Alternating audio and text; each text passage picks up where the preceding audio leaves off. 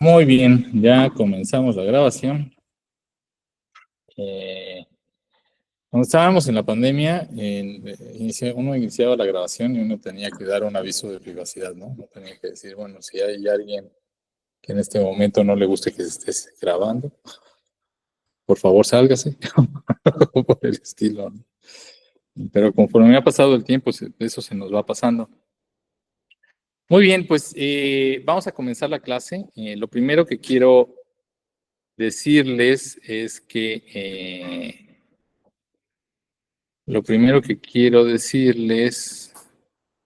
ahí estamos fijados, va. Lo primero que quiero decirles es que, a ver, tengo pizarrón. Tengo pizarrón. No, ya ni modo, ya tapé el pizarrón.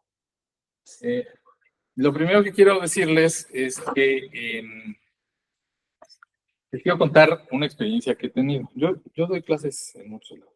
Yo inicié mi carrera aquí en la Facultad de Ciencias. Yo soy matemático, como muchos de ustedes.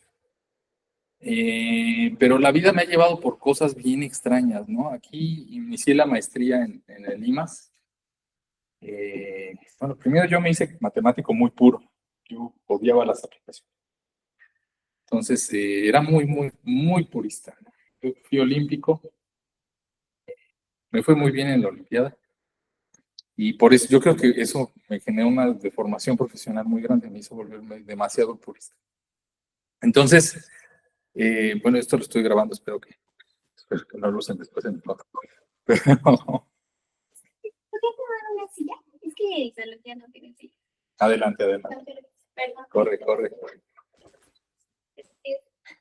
Suerte. Después de estar un rato, a mí me pasó algo muy raro que les voy a contar rápido para que no les pase a ustedes. Pero yo hice una muy buena licenciatura, muy buena licenciatura. Es decir, me traté de meter con los maestros más difíciles y traté de salir muy bien con los maestros más difíciles aquí de la facultad. Maestros que después, lamento mucho que con la aparición de misprofesores.com se hayan ido muchos profesores muy difíciles, ¿no? Porque tienen muy bajas calificaciones en general, ¿no? Entonces, eso les baja la autoestima y varios de esos profesores ya no están. Pero, pero era interesante, ¿no? Había maestros muy complicados en aquella época y era divertido meterse con ellos y tratar de que a uno le fuera bien, ¿no? Cuando terminé la licenciatura, había hecho tan buena licenciatura que cuando entré a la maestría me aburrí mucho. Y me aburrí mucho porque entraba a los cursos de la maestría y resulta que eran, por ejemplo, el curso el curso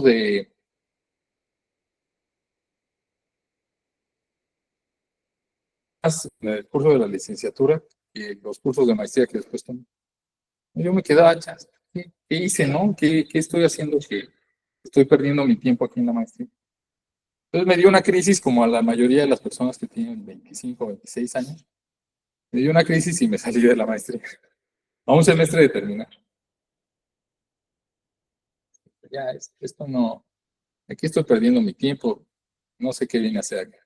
Entonces les recomiendo que si hacen la maestría en matemáticas, escojan muy bien sus maestros y entiendan muy bien que las cosas van a ir avanzando, ¿no? Son diferentes allá que acá. La educación en la maestría es muy diferente a la educación en la licenciatura, pues porque los profesores ya no pueden preparar sus clases tan increíbles como en la licenciatura, no hay tanto material. Entonces los profesores buenos ya abundan menos, profesores que son muy buenos en la licenciatura, en la maestría ya no son tan buenos. Y hay que entender por qué, ¿no? Pues te están enseñando lo último que hay, ya no es, te estoy enseñando algo que tiene 50 libros para poder preparar la clase, sino es algo que pues tengo que estar revisando papers o tengo que estar haciendo cosas o así. Y es muy común que de repente un maestro muy bueno se trabe en el pizarrón y no le salgan las cuentas. Cosa que en la licenciatura es más difícil, ¿no? Un buen maestro nunca le pasa eso.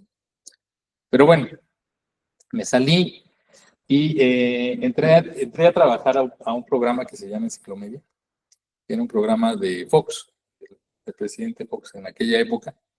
Y este Fox pues dijo, vamos a poner computadoras para que todos los niños aprendan. Y empezaron a buscar matemáticos para que ese programa tuviera contenido de mucha calidad. Y entré yo por casualidad ahí el programa. Me divertí mucho, pero justamente ahí en ese programa me enteré de las cosas que se hacían en el Poli, en el Sinvestab. Y en el Sinvestab se trataban este tipo de temas, se trataban temas de cognición, se trataban temas de lingüística, se trataban temas de muchas cosas que aquí en la Facultad de Ciencias era un poquito más difícil de encontrar. Entonces, pues me gustó tanto estudiando cosas de educación y haciendo cosas de educación que me fui al Poli.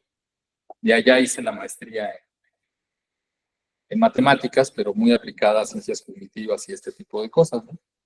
A diferencia de la Facultad de Ciencias, que es un monstruo, es decir, aquí, ¿cuántos matemáticos creen que haya dando clases? ¿Alguna idea? ¿Cuántos maestros hay en el departamento de matemáticas? Muchos, ¿cuántos? Yo siento que es mucho, ¿no? No, no, sí hay muchos más que 40, hay 100. No, hay alrededor de 100. Hay debe haber unos 95, más o menos. Y en el Instituto de Matemáticas hay unos 70. 100 y 80, llevamos 180. ¿Dónde más hay matemáticos aquí en la universidad? No, en ingeniería no. No, sí, sí hay varios matemáticos en ingeniería, pero no los contamos. Ellos ya son desertores, los repudiamos con todo el alma. No los repudiamos. Pero el otro lugar donde hay matemáticos aquí en la facultad, bueno, aquí en la UNAM, es en el Instituto de Matemáticas Aplicadas y Sistemas, en el IMAS, ¿no? Donde hay matemáticos también muy buenos. Muchos de esos matemáticos son físicos de licenciatura, pero matemáticos de maestría o de doctorado. Y en el IMAS hay 80 más, ¿no? Entonces ya llevamos 260 matemáticos. Y si juntamos a todos los profesores de asignatura, son 300 profesores más o menos. Ahí sí el dato se los estoy tanteando mucho. Entonces pongan que en total hay 600 matemáticos dando clases aquí en la UNAM. ¿Sí? ¿Cuántas personas entran de primer ingreso? No, bastantes más. Bastantes más. No, de matemáticas. Solo de matemáticas deben entrar unos 250 de primer ingreso. De esos 250, ¿cuántos creen que se titulan? 8. En general. 200. Ojalá. En el primer semestre se van como 50. Y en el segundo semestre se van otros, se va la mitad. O sea, si había 250, para el tercer semestre ya nada más quedan 125. Y para la mitad de la carrera queda la mitad de la mitad. Entonces nos quedan aquí como 70, algo por ahí, ¿no? 60. Y de ahí los que se titulan, pues se titulan bastantes pocos. Se deben estar titulando unos 30, más o menos. Cuando yo estaba en la carrera, cuando yo inicié matemáticas, entramos 190 matemáticos a la facultad. Y que yo pueda decir que se titularon, pues yo recuerdo que al final de la carrera éramos los mismos 5. Y al final nos titulamos muy poquitos, ¿no? Debemos haber sido unos 10 o unos 15 los que se titularon de mi generación. Entonces, pues es una carrera difícil, ¿no? Es una carrera como con una eficiencia terminal chiquita. Bueno, ¿hacia qué voy? Terminando de hacer la maestría, a mí siempre me ha gustado el arte, mucho, mucho. Yo cuando estaba en la preparatoria tuve que un poquito elegir entre si me iba a la carrera de piano o me quedaba en la carrera de matemáticas. Ganó matemáticas, pero toco el piano desde hace mucho. Y me gusta mucho el arte en general. Y empecé a trabajar con diseñadores y artistas visuales. Entonces, me empecé a empapar mucho de ese mundo, de cómo trabajan, cómo piensan y cómo hacen cosas diseñadores y artistas visuales. Y muchos diseñadores y artistas visuales me empezaron a preguntar, empezaron a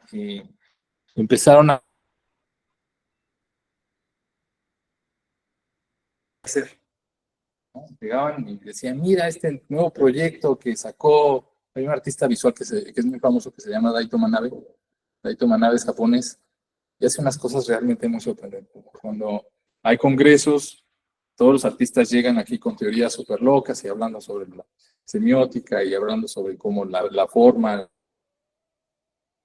y son como pláticas muy elevadas. Cuando llega Daito Manabe, dice, hice esto, y todo el mundo dice, wow, se sorprenden mucho. Les recomiendo mucho que vean la obra de Daito Manabe.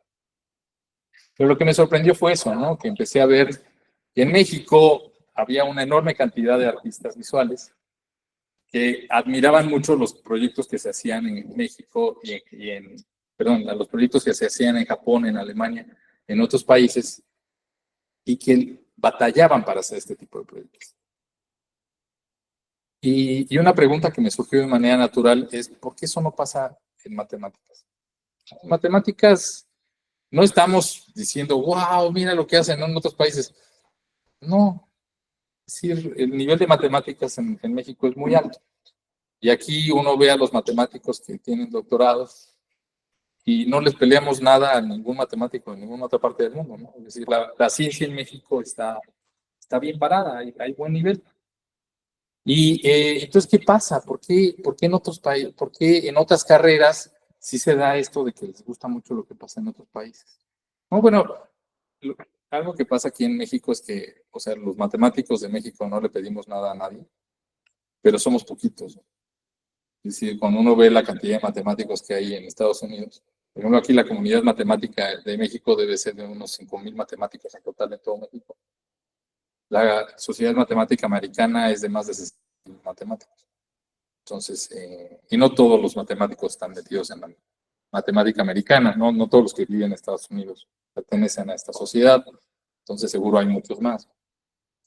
Entonces, pues se van dando este tipo de cosas. Aquí podemos empezar a ver por qué aquí en México la situación de las matemáticas es tan particular. Aquí en México tenemos grandes deficiencias en la educación primaria y secundaria. Y aquí el problema es que no es que el nivel de matemáticas en la universidad sea malo, ¿no? Aquí no. Hay muy buen nivel de matemáticas en la universidad, pero son pocos los que llegan a la universidad con buen nivel de matemáticas. ¿Sí?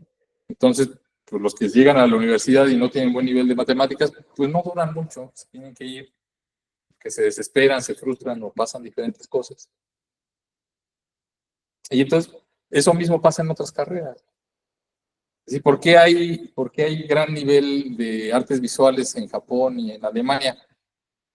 Y la respuesta, mi respuesta, seguro hay muchas respuestas, pero mi respuesta es porque allá los artistas visuales saben un montón de matemáticas, pero un montón. Entonces, ¿por qué? Porque las prepas las tuvieron bien. Y cuando llegan a hacer artes visuales, tienen un montón de herramienta matemática para hacer un montón de cosas. ¿Sí? Y por eso hago esta invitación a que sabiendo un montón de matemáticas hay que aprender otras disciplinas porque hay mucho que hacer y hay mucho que aportar, en particular en esta clase, ¿no? Que estamos haciendo matemáticas y lingüística. ¿Sí? ¿Está bien? Entonces, bueno, más o menos esa es un poco la historia que les quería contar. Me voy a centrar ahorita en el tema de los artistas visuales porque algo que me enseñaron los artistas visuales es que a veces hacer talache está muy bien, ¿no? Aquí en la Facultad de Ciencias, en particular, también los computólogos y así, estamos acostumbrados a tratar de generalizar lo más posible. No analizar casos particulares porque qué aburrido, no estar como checando como cosas muy sencillas porque pues, ahí no está el asunto. Tratar de generalizar siempre es como una actitud muy de la Facultad de Ciencias. Nos encanta generalizar. Nosotros nos encanta llegar a algo más grande, ¿no? Algo que resuelva más cosas. Y los artistas visuales no, los artistas visuales se concentran en una pintura o en una escultura o en algo y es esa, solo es esa. Y vamos a trabajar en esta y vamos a hacer que tenga los detalles, que tenga todos los elementos, que transmita, se clavan en las texturas, se clavan en los sentimientos, se clavan en las emociones que va a transmitir la obra, en el mensaje, en los conceptos, ¿no? Y se clavan tanto y después ya la sacan. Y claro, nosotros desde la ciencia vemos esa pintura y decimos, bueno, pues es un caso particular del arte, de la corriente del arte conceptual o de lo que sea, está bien, pero es un caso particular. Y no, claro que no, ese es el arte conceptual. Por ahí va. Entonces, ¿por qué les digo todo esto? Pues porque aquí en esta clase, vamos a empezar en la clase de hoy, lo que quiero es que analicemos un montón de casos particulares. Porque el mundo del lenguaje no es homogéneo. Si me paro en la palabra manzana y me pongo a estudiar todo lo que pasa alrededor de la palabra manzana y luego me paro en la palabra pera, lo sorprendente es que las nubes de conceptos son completamente diferentes. En particular porque la palabra manzana está recargada de un montón de elementos culturales, ¿no? La manzana de Adán, la marca Apple, todo lo que tiene que ver con el pecado original, ¿no? Las manzanas donde uno vive. Es decir, la palabra manzana es una palabra complejísima, llena de detalles, llena de elementos, y nos podemos sumergir en la palabra manzana y explorar todo lo que tiene la vecindad de elementos semánticos que rodea la palabra manzana, y luego irnos a ver qué pasa en otros idiomas, y buscamos la palabra manzana en japonés. Manzana en japonés se dice dingo, y vemos qué es lo que tiene la palabra dingo alrededor y nos damos cuenta que tiene otro montón de cosas y que allá el folclore le pega más información que aquí en México no tenemos. Y así nos podemos ir a diferentes idiomas y ver cómo en realidad cada idioma es un mundo alrededor de una sola palabra traducida. ¿Sí? Entonces eso es lo que quiero que vayamos haciendo bueno, durante el mes de septiembre vamos a estar jugando un poco con eso. Y hoy vamos a ver una herramienta para empezar a jugar. Porque no les voy a decir, a ver, agarren la palabra manzana, vayan al diccionario y empiecen a hacer su grafo, ¿no? Qué flojera. Entonces tenemos que tener herramientas como para hacer la semántica más rápido, como para empezar a jugar con este tipo de elementos. Pero lo que sí les voy a invitar es que ahorita, en lo que viene a continuación, no nos clavemos con las generalidades, nos quedemos con los casos particulares, los tratamos de exprimir, tratemos de sacar lo más posible. Agarremos una palabra que nos guste mucho y con esa palabra juguemos, la veamos en diferentes idiomas, si es que se puede, si es que la palabra no tiene traducción, pues ya ni modo, tenemos que hacer otro tipo de cosas. Pero así, el chiste es jugar un poco con el lenguaje y con la semántica, tratar de agarrar esta carnita que tiene cada uno de estos elementos. ¿Sí? ¿Está bien? Entonces, como irnos a la luna, agarrarnos un cráter y estudiar todo lo que tiene ese cráter y saber todo lo demás. Y después ya nos ponemos a platicar con todas las personas que estudiaron un cráter diferente y ahora sí ya empezamos a hacer un mapa de la luna, ¿no? ¿Sí? ¿Todo bien? Va. Pues entonces con eso vamos a comenzar el día de hoy, ¿va? Entonces, una herramienta que les voy a presentar el día de hoy. A ver, vamos a ver si les puedo proyectar.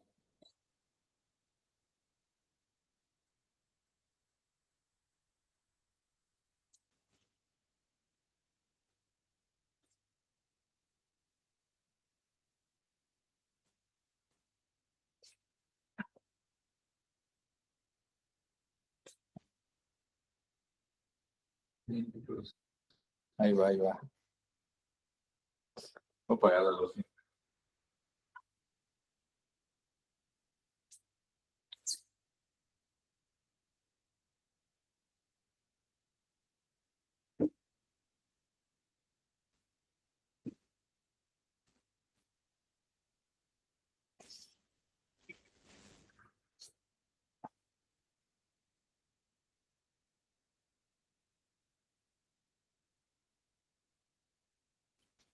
A ver, les voy a mostrar, les voy a dar un ejemplo de problema lingüístico con una palabra muy sencilla. A mí me gusta mucho jugar un poco con la etimología de las palabras y luego verlas en otros idiomas, ¿no? Vamos a agarrar una palabra es la palabra humildad. Humildad. ¿Alguien sabe de dónde viene la palabra humildad? Etimológicamente, ¿a qué le suena? Humilde. ¿Alguna raíz que escuchen ahí? Bueno, les voy a dar una pista. Humus y humildad vienen del mismo lado. Humus, ¿qué es ¿De humus? humanidad? Humus es tierra, ¿no? Sí, sí, ahí en línea, si quieren tomar la palabra, igual, solo comiencen a hablar y los escuchamos.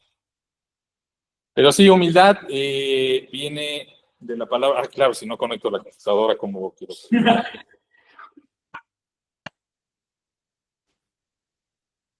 Entonces, la palabra humildad viene de humus, ¿no? ¿Sí?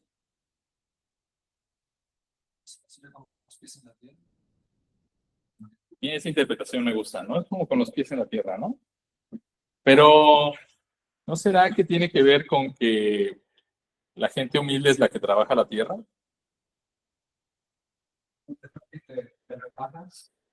¿Te rebaja?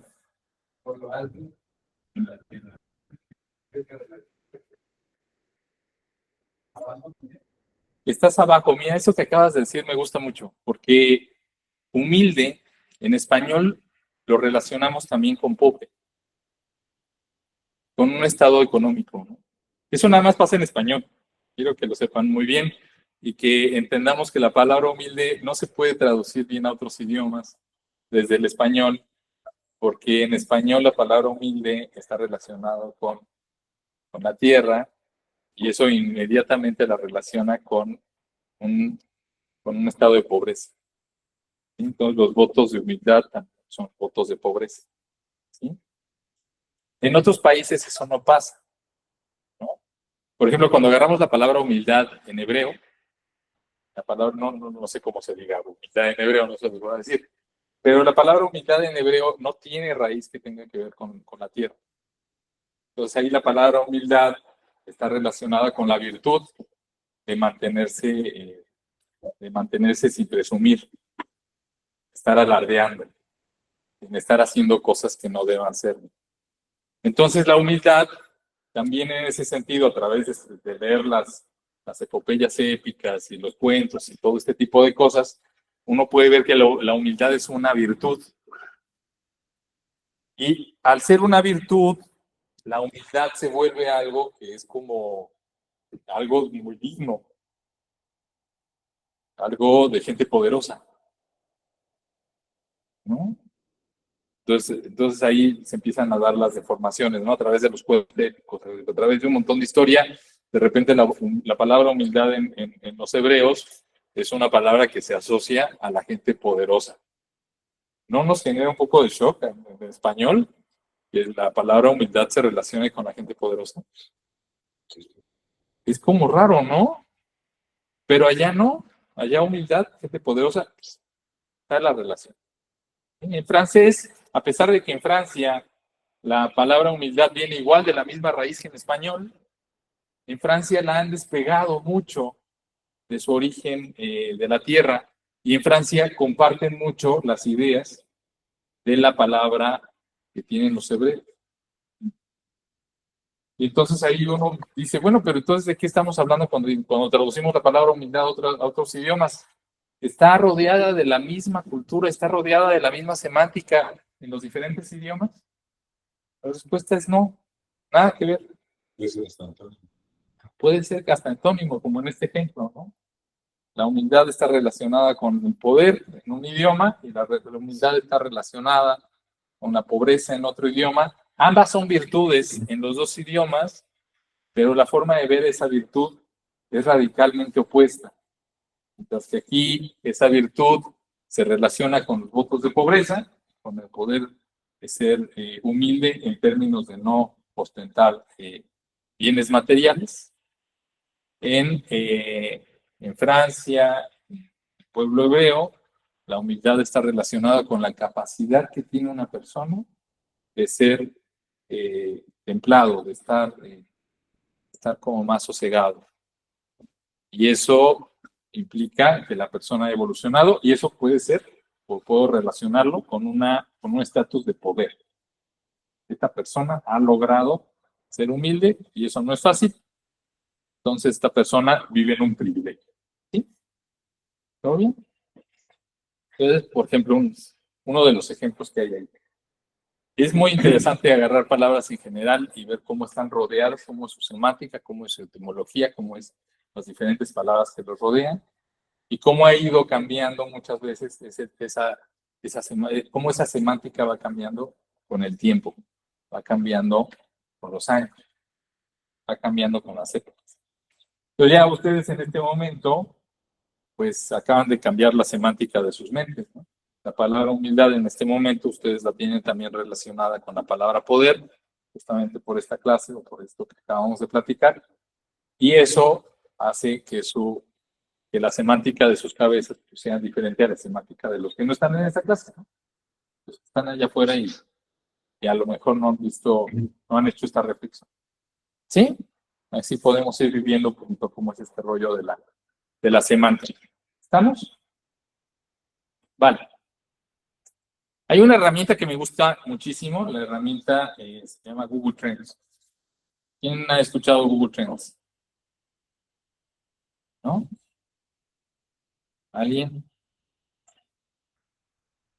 ¿No? A ver, ahí en línea, alguien está de más. Saúl, ¿qué es Google Trends? ¿O quieres participar con otra cosa? Sí, sí, sí. Google Trends son las tendencias que están apareciendo en Google. ¿Qué Exacto. palabras las más buscadas? Así. Justo. Google está lleno de cosas que la gente busca, ¿no? Y podemos hacer análisis de datos con Google Trends.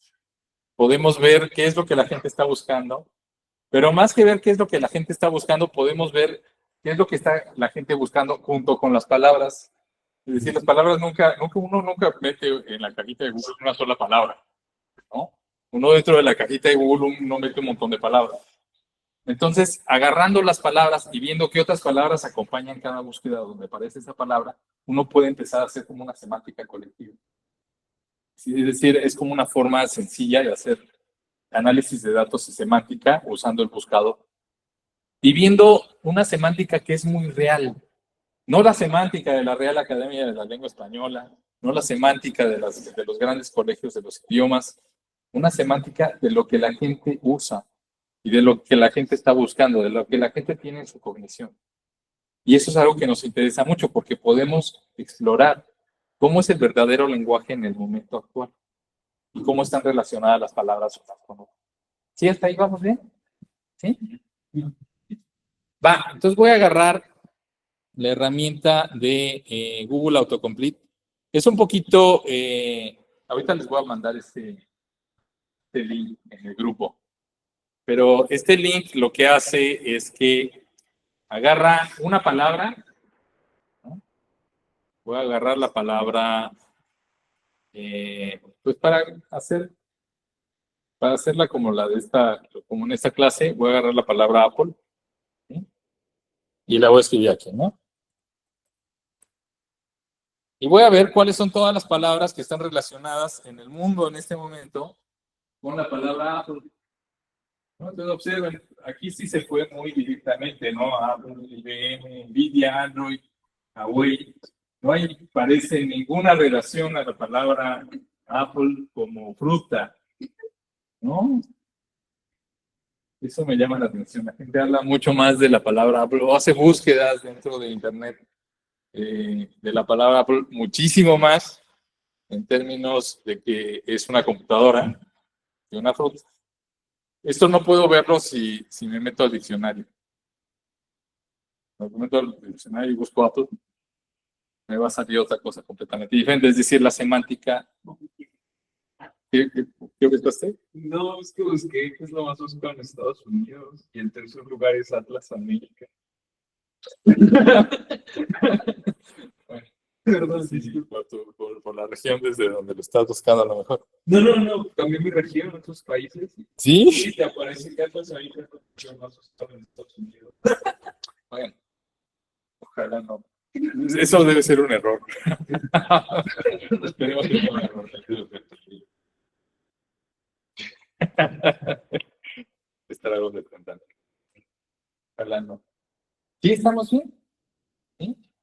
Va, les mando esta página la pongo en este momento en el grupo. Quiero que todo el mundo se meta, la pueden ver desde sus celulares y metan palabras que a ustedes les gustaría ver qué es lo que pasa. Tomen en cuenta, si la palabra no se busca mucho en Google, uno busca grupos abelianos, seguramente va a haber muchos problemas, pero justamente lo que trata de hacer este programa es agarrar la palabra ponerle versus, como para ver los antónimos, o para ver las cosas que están en contraste, o las cosas que están compitiendo con esta palabra. Y después, todo lo que Google hace en el autocomplete, lo pone por acá. Luego se para sobre cada una de esas palabras y lo vuelve a hacer.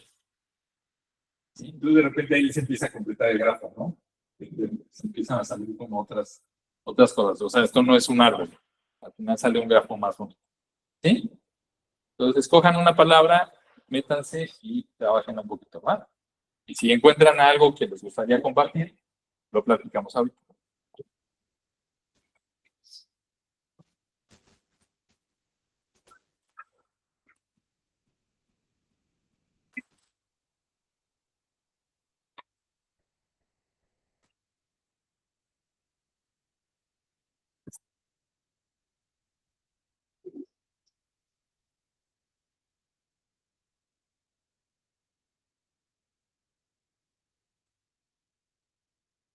¿Alguien puede poner un mensajito en el grupo? ¿Cómo se llama? Se llama AI más.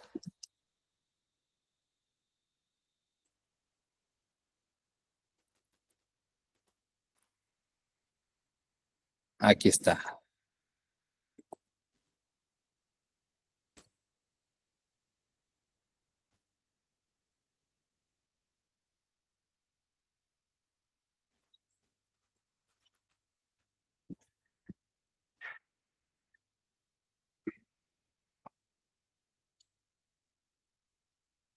Bueno, a lo largo del mes de septiembre vamos a estar viendo como un pequeño montón de herramientas que sirven para hacer estos mapas lingüísticos.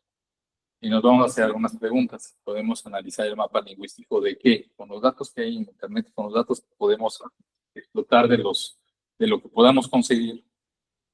Entonces, ¿qué tipo de grafos lingüísticos podemos hacer? Podemos hacer el grafo lingüístico de una ciudad, podemos hacer el grafo lingüístico de una comunidad, podemos hacer el grafo lingüístico de una persona, de un país, del mundo. ¿Cómo son los diferentes y cómo podemos como tratar de entender qué es lo que pasa con cada una de estas cosas? ¿Sí?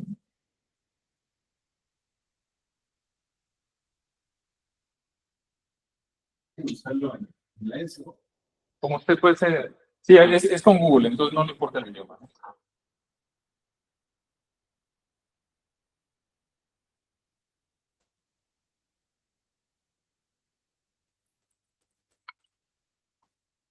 Sí, por ejemplo, si lo busco en español, manzana, aquí sí me salen un montón de frutas, ¿no? Naranja, kiwi, plátano, diabetes, café, cuadra, no sé por qué aparece cuadra. Ah, claro, por la cuadra, sí, claro. Pero aparece diabetes, caray.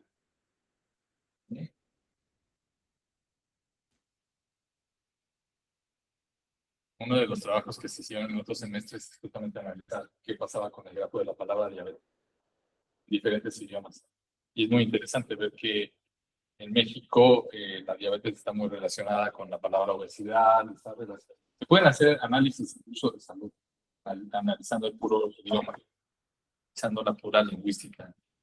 En Estados Unidos la palabra obesidad está relacionada con el bullying y está relacionada con problemas escolares. No la relaciona con diabetes, no la relaciona con problemas de salud, lo relaciona con un problema de salud mental. Y cuando se hacía el grafo de la palabra obesidad en japonés, se hacía un grafo chiquitito, porque como no tiene casi obesidad, pues casi no hablan de ella y el grafo no logran asociar esa palabra con otras porque no la usan casi. Adelante. Decir que, ¿cómo sabemos si la palabra está relacionada con un problema de salud o con una solución? Y pues lo que hacemos es analizar los grafos, ¿no? Es decir, la semántica nos da nada más insights, ¿no? Nos da pistas. No nos resuelve los problemas, pero nos dice bastante por dónde podemos empezar a buscar. ¿Sí?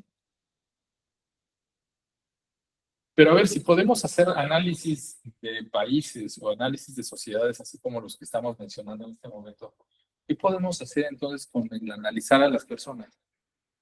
¿no? Se puede saber un montón de cosas sobre lo que las personas piensan, hacen, les interesa, los deseos que tienen, las motivaciones que tienen, analizando justamente el lenguaje que usan. Las palabras se meten dentro de su computadora. Eso predecible es el futuro. Y hasta predecibles un poco el futuro, ¿no? Entonces aquí uno se da cuenta del poder que tiene esto, ¿no? Se puede usar tanto para el bien como para el mal, muy, muy, muy mal. Aquí es donde le voy a pedir a Fabián que nos suba este video. El de Biblia sale súper chiquito. ¿Biblia? No, usted, ¿no? Mira, Y yo creí que sería como, no sé, enorme, ¿no? la gente que usa la Biblia no usa la Biblia. Pero también. Sí. Bueno, con esta técnica salió chiquito. A lo mejor si usamos otra técnica diferente, sale el grafo mucho más grande. Hoy nada más vamos a usar esto.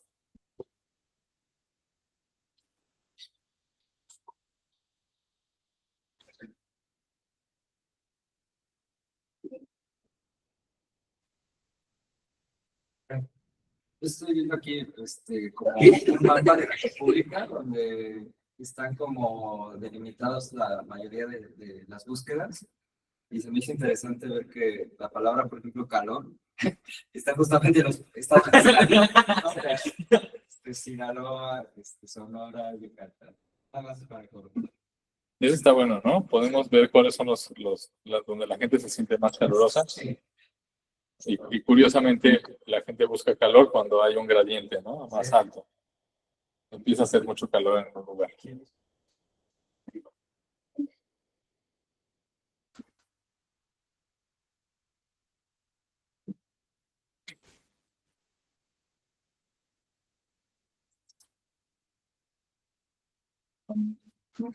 la palabra depresión en español solamente está relacionada con tristeza y en inglés sí está más relacionada con búsquedas en cuanto a trastornos y, y salud clínica.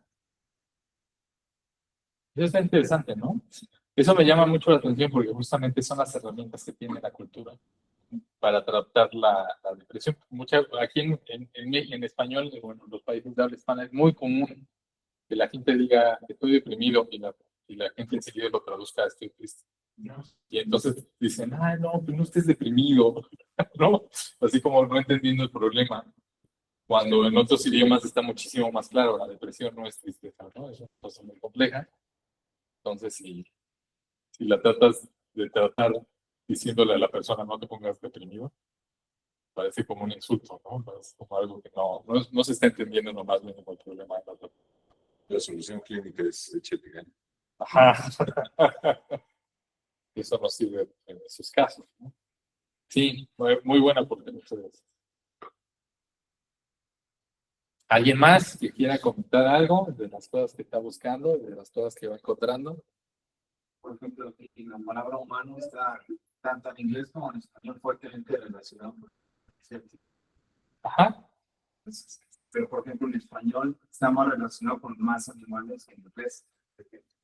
En inglés tiene, bueno, los grafos pues se unen más con aliens, robots, humanoides y bueno, y a los animales. Pero en español el grafo es más relacionado a los animales. Ah, esto está interesante, ¿no? Eso habla más de la cultura de acá.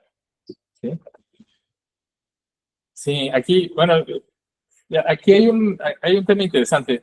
Aquí estamos analizando, lamentablemente aquí estamos comparando los idiomas y, y en español, pues hay muchísimas culturas metidas dentro del español, ¿no? Está toda Latinoamérica, está toda España, y eso es mucho español. Y son culturas bien distintas, ¿no? La forma en la que piensan los argentinos, la forma en la que pensamos nosotros, pues de repente tiene sus diferencias fundamentales. En inglés es un poquito más complicado, porque como muchísima gente en el mundo hace búsquedas en inglés, de repente se permean algunas cosas de diferentes culturas, pero las que predominan es Estados Unidos e Inglaterra. Y eso genera el poder ver como diferentes cosas ahí. En alemán es como muy concreto. Lo que buscas en alemán es simplemente Alemania, y la cultura en Alemania está como bastante unificada, entonces, pero bastante unificada, tiene también sus cosas muy interesantes, ¿no? Pero se van dando así como cosas.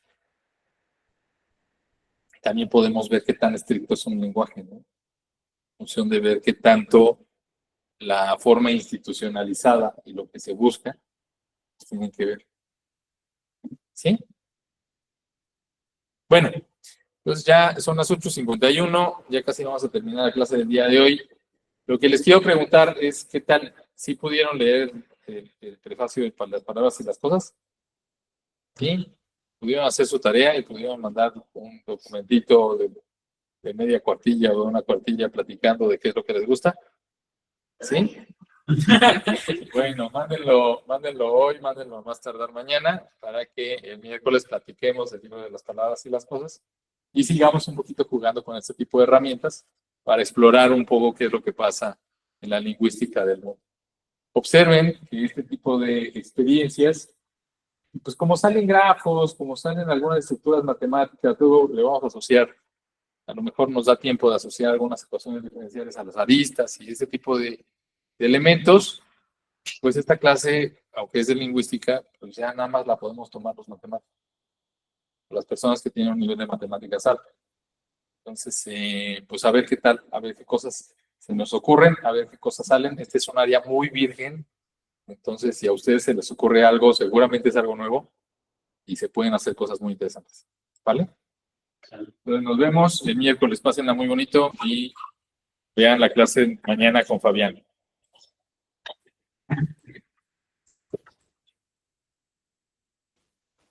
Muchas gracias ahí en línea. Nos estamos viendo pasado mañana.